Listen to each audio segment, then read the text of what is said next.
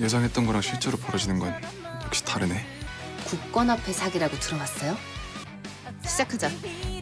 늦은 밤 여의도 외곽의 한 폐건물에서 홍금보, 고복희, 알벗 오, 이용기 네 사람이 모였습니다. 건물은 IMF 여파로 공사가 중단된 채 방치된 곳이었죠. 먼지가 쌓인 바닥에 돗자리를 깔고 손전등 몇 개만으로 어둠을 밝혔습니다. 홍금보가 가방에서 서류 뭉치를 꺼내 펼쳐놓았어요. 홍금보가 입을 열었습니다. 비자금을 확보해 최대의 주주가 되고 회사를 지키는 게 목표라고 첫 번째 타깃은 국내 비자금이라고 설명했죠. 알벗5는 홍금보가 건넨 장부를 유심히 들여다봤습니다. 손전등 불빛 아래 비자금 관리자 이름이 선명하게 보였어요. 오덕규. 알벗5는 충격에 빠졌습니다. 비자금 관리자가 자신의 아버지였던 겁니다. 알벗5의 손이 떨렸습니다. 아버지가 강필범 회장의 비자금을 관리하고 있었다니. 그는 고개를 떨구며 말했습니다. 아버지가 그런 일을 하고 있었는지 몰랐다고요. 홍금보는 조심스럽게 말했습니다. 오덕규 상무를 이용해야 한다고, 그가 관리하는 비자금까지 빼돌려야 한다고 설명했어요. 고복희가 알벗5를 날카롭게 바라보며 물었습니다. 당신을 어떻게 믿냐고. 아버지 일인데 배신하지 않을 거라고 어떻게 확신하냐고요. 알벗5는 고복희의 눈을 똑바로 바라봤습니다. 자신은 아버지보다 삼촌 강명희를 더 따랐다고, 삼촌을 죽인 진범을 찾기 위해서라면 무엇이든 하겠다고 말했죠. 그리고 덧붙였습니다. 아버지가 잘못된 길을 가고 있다면 바로잡는 게 자식의 도리라고 생각한다고요. 고복희는 잠시 알벗5를 응시하다 고개를 끄덕였습니다. 진심이 느껴졌거든요. 이용기가 끼어들었습니다. 그런데 구체적으로 어떻게 비자금을 빼돌릴 건지 물었어요. 홍금보는 미소를 지으며 계획을 설명하기 시작했습니다. 홍금보가 말했습니다. 국권 앞에 사기를 이용할 거라고요. 1994년 이전에 발행된 은색 실선이 없는 국권 만원권을 미끼로 사용하는 겁니다. 최근 국권화폐를 이용한 사기가 기승을 부리고 있다는 소문을 오덕규 상무 귀에 흘려서 그가 관리하는 비자금으로 국권화폐 투자에 손을 대게 만드는 거죠. 실제로는 그 거래가 우리가 만든 함정이고 비자금은 우리 손으로 들어오게 되는 겁니다. 이용기가 고개를 끄덕이며 물었습니다. 그런데 오덕규 상무가 그런 소문을 어떻게 믿게 만드냐고요. 홍금보는 답했습니다. 증권감독원 윤재범 국장을 이용할 거라고. 윤 국장이 일부러 입이 가벼운 금융권 인사에게 절대 말하면 안 되는데 하면서 흘리면 그 소문은 금세 여의도 전체로 퍼질 거라고 설명했어요. 고복희가 감탄하며 말했습니다. 묘한 계획이라고. 하지만 타이밍이 중요할 거라고 지적했죠. 홍금보는 동의했습니다.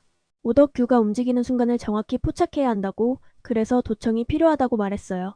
알벗5가 고개를 끄덕였습니다. 자기가 아버지 사무실에 녹음기를 설치하겠다고 자원했죠. 다음날 홍금보는 공중전화로 윤재범 국장에게 연락했습니다. 윤재범은 홍금보의 계획을 듣고 웃음을 터뜨렸어요.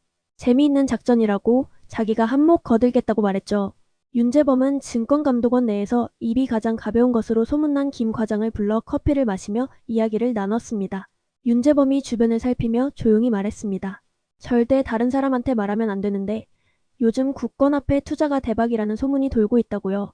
1994년 이전 국권 만원권을 대량으로 확보하면 몇 배의 차익을 남길 수 있다는 거였죠.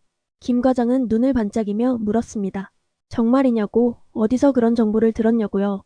윤재범은 손을 저으며 말했습니다. 자기도 확실하지 않으니 아무한테도 말하지 말라고, 특히 증권사 사람들한테는 절대 비밀이라고 강조했어요. 하지만 윤재범의 의도대로 김 과장은 그날 저녁 술자리에서 입을 열었습니다. 증권감독원에서 들은 비밀 정보라며 국권화폐 투자 이야기를 늘어놓았죠. 술자리에 있던 증권사 직원들은 귀를 쫑긋 세웠고 그중 한 명이 한민증권과 가까운 사이였습니다. 소문은 금세 여의도 금융가로 퍼져나갔어요. 며칠 후 소문은 오덕규 상무의 귀에도 들어갔습니다. 오덕규는 사무실에서 동료 임원과 이야기를 나누다 국권화폐 투자 이야기를 들었죠. 오덕규는 관심을 보였습니다. 비자금을 불려야 하는 압박을 받고 있던 터라 새로운 투자처를 찾고 있었거든요. 같은 시각 알벗5는 아버지 오덕규 상무의 사무실로 향했습니다. 손에는 작은 카세트 녹음기가 들려 있었죠. 알벗5는 복도를 조심스럽게 살피며 아버지 사무실 문을 열었습니다. 다행히 오덕규는 자리에 없었어요. 알벗5는 재빨리 사무실 구석에 있는 큰 화분으로 다가갔습니다. 화분 뒤쪽에 카세트 녹음기를 설치하려는 순간 사무실 문이 벌컥 열렸습니다. 오덕규가 서류를 들고 들어온 거죠. 알벗5는 깜짝 놀라 녹음기를 주머니에 재빨리 숨겼습니다. 오덕규가 의아한 표정으로 물었습니다. 여기서 뭐 하냐고요? 알버노는 침착하게 답했습니다. 화분 상태를 보고 있었다고. 요즘 잎이 시들어 보여서 물을 줘야 할 것 같다고 말했죠. 오덕규는 고개를 끄덕이며 말했습니다. 그래, 잘했다고. 요즘 바빠서 화분까지 신경 못 썼다고 답했어요. 알버노는 안도의 한숨을 내쉬며 물었습니다. 아버지는 무슨 일로 사무실에 오셨냐고요? 오덕규는 서류를 책상에 내려놓으며 답했습니다. 잠깐 빼먹은 서류 가져가려고 왔다고. 곧 회의가 있다고 말했죠. 알버노는 자연스럽게 대화를 이어갔습니다. 요즘 회사 일이 많이 바쁘시냐고 물었어요. 오덕규는 한숨을 쉬며 답했습니다. IMF 때문에 정신이 없다고, 특히 자금 운용이 쉽지 않다고 털어놨죠. 알버노는 기회를 포착했습니다. 혹시 새로운 투자처를 찾고 계시냐고 물었어요. 오덕규는 잠시 망설이다 고개를 끄덕였습니다. 그렇다고 안전하면서도 수익률 좋은 곳을 찾고 있다고 말했죠. 알버노는 적당히 맞장구를 치며 대화를 마무리했습니다. 오덕규가 서류를 챙겨 사무실을 나가자 알버노는 다시 화분 뒤로 다가가 녹음기를 설치했습니다. 며칠 후 오덕규는 한 중개인으로부터 전화를 받았습니다. 사실은 홍금보가 섭외한 가짜 중개인이었죠. 중개인은 오덕규에게 말했습니다. 국권화폐 대량 거래건이 있는데 관심 있냐고 원금 대비 30% 수익을 보장한다고 제안했어요. 오덕규는 신중하게 물었습니다. 어떻게 그런 수익률이 가능하냐고요? 중개인은 설명했습니다. 1994년 이전 국권 만원권을 대량으로 확보한 뒤 환전하면 차익을 남길 수 있다고. 지금 일본 쪽에서 국권화폐를 대량으로 들여오는 루트가 있다고 말했죠. 오덕규는 고민했습니다. 위험할 수도 있지만 지금 당장 비자금을 불려야 하는 상황이었거든요. 알버노는 아버지 사무실에 설치한 녹음기를 회수했습니다. 그리고 홍금보, 고복희, 이용기와 함께 폐건물에서 녹음 내용을 들었죠. 오덕규가 중개인과 통화하는 내용이 고스란히 녹음되어 있었습니다. 오덕규는 거래에 응하기로 결정했고 비자금 중 상당액을 국권화폐 투자에 쓰기로 했다는 내용이었어요. 홍금보는 미소를 지으며 말했습니다. 계획대로 진행되고 있다고. 이제 거래 당일만 잘 넘기면 된다고요. 고복희가 물었습니다.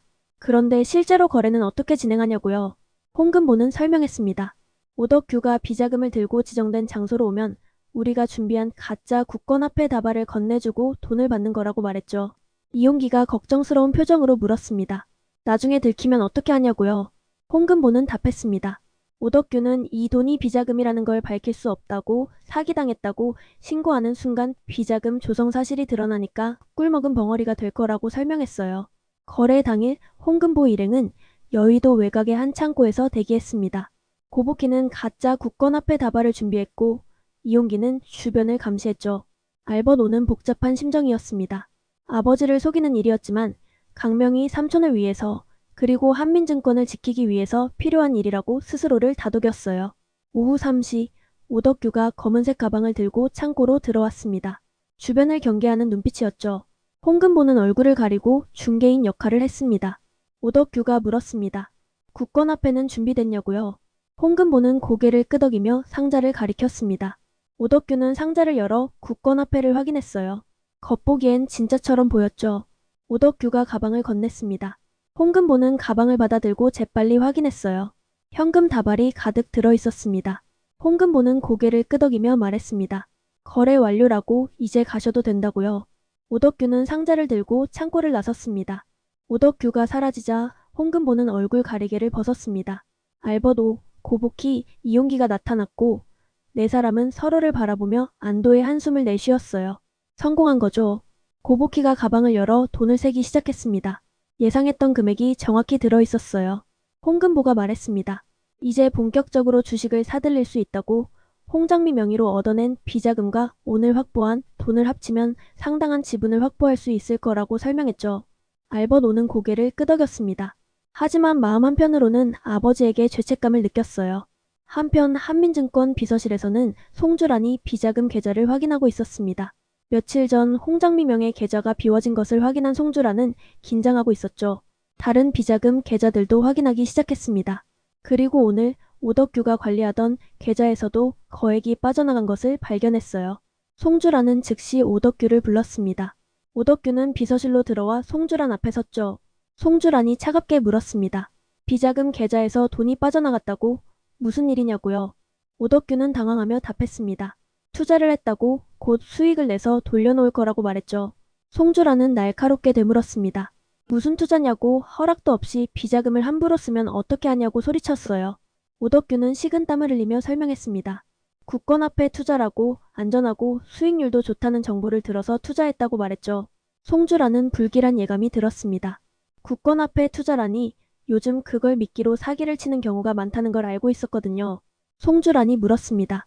혹시 사기당한 건 아니냐고요? 오덕규는 고개를 저었습니다. 아니라고 중개인을 직접 만났고 국권화폐도 확인했다고 답했어요. 송주란은 한숨을 쉬며 말했습니다. 빨리 확인해보라고. 만약 사기라면 돈을 되찾아야 한다고 지시했죠. 오덕규는 고개를 숙이고 비서실을 나왔습니다. 복도를 걸으며 오덕규는 불안해졌어요. 혹시 정말 사기당한 건 아닐까 하는 의심이 들었거든요. 오덕규는 집으로 돌아가 국권화폐 상자를 다시 열어봤습니다. 겉에 보이는 몇 장은 진짜 국권화폐였지만 안쪽을 확인하자 표정이 굳어졌어요. 신문지가 가득 들어있었던 겁니다. 오덕규는 주저앉으며 머리를 감싸 쥐었습니다. 사기당한 거였죠. 하지만 오덕규는 이 사실을 송주란이나 강필범 회장에게 밝힐 수 없었습니다. 비자금을 날렸다는 걸 알리는 순간 자신의 지위가 위험해질 게 뻔했거든요. 오덕규는 고민했습니다. 어떻게든 돈을 메워야 한다고, 다른 방법을 찾아야 한다고 생각했어요.